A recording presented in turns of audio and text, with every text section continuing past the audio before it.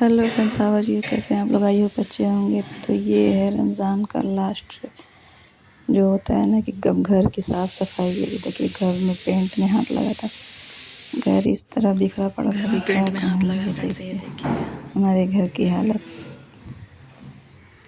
देख देख के सर में दर्द पड़ रहा था। बट घर की भी साफ़ सफाई होनी ज़रूरी है ना दोस्तों।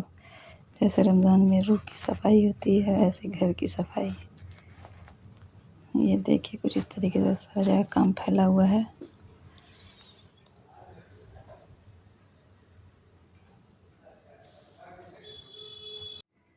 उसके बाद फ्रेंड निकल गए थे, हम लोग थोड़ा, मेरे भतीजे की तबीयत ख़राब हो गई थी, इसको लेके हॉस्पिटल चले गए थे। ये उस दिन का है।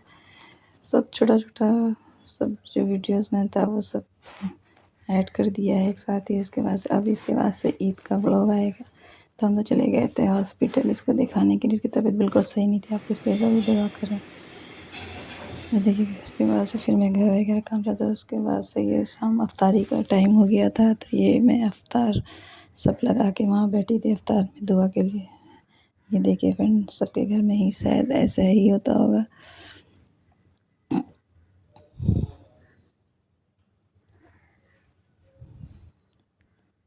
ये देखिए पेंट कुछ इस तरीके का हो रहा है। ये अभी मैं थोड़ा-थोड़ा आपको दिखा रही हूँ।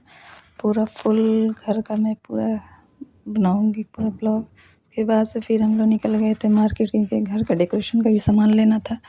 वो भी ज़रूरी है, क्योंकि घर ईद में जैसे हम अपने आप को सजाते हैं, अच्छे लिबास, अच्छा खुशबू, वैसी घर को भी अल्लाह ने रमज़ान में बहुत बड़ा फ़ज़्ल व करम रखा है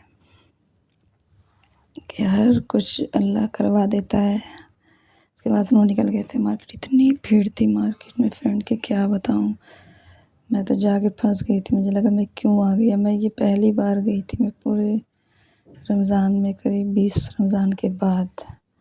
चूड़ी दुकान में चूड़ी वाले की शक्ल दिख ही नहीं रही थी। बहुत मुश्किल से उसके बाद से मुझे प्यास लग गई थी बहुत। उसके बाद से मैंने ये मैंगो शेक पिया। उसके बाद से फिर हम लोग चले गए थे। ये एक तोगरा था, उसको फ्रेम कराने के लिए वहाँ मैं देने चली गई थी, क्योंकि आज जितने छोटे मोटे काम थे सारे को फिनिश करना था मुझे। उसके बाद से फिर हम लोग आ गए थे बैंगल्स दुकान। ये कश्मीरी चूड़ी, दो ही चीज़ की पूरी दुनिया अभी पागल हो रही है। एक कश्मीरी चूड़ी, दूसरा सिलेंडर। ये दोनों का बड़ा क्रेज़ है। कश्मीरी चूड़ी तो फिर भी मिल ही जा रही है, मगर सिलेंडर मिलना मुश्किल हो रहा है, खाना बनाना बड़ा टफ हो रहा है। ये ईद में सारे आइटम्स कैंसल, एक दो मिल जाए तो बहुत है। मुझे बहुत प्यास लग गई थी, इसमें रोज़ा खोल के मैं गई थी शाम में, तो मुझे बहुत प्यास लग गई थी। फिर मैंने पानी पिया। उसके बाद से फिर हम लोग निकल गए थे घर के लिए। उसके बाद से दूसरा दिन था ये अलविदा जुम्मा। अलविदा जुम्मा का कुछ ऐसा था मेरा आउटफिट। आई होप आप लोग को अच्छा लगा होगा मेरा ब्लॉग। दुआ में ज़रूर याद रखेंगे। अस्सलाम वालेकुम। तो कैसे हैं आप सब?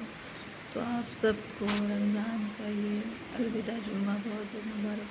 शायद ये अलविदा हो, पक्का नहीं कह सकती हूँ, क्योंकि एक जुम्मा और बचा है।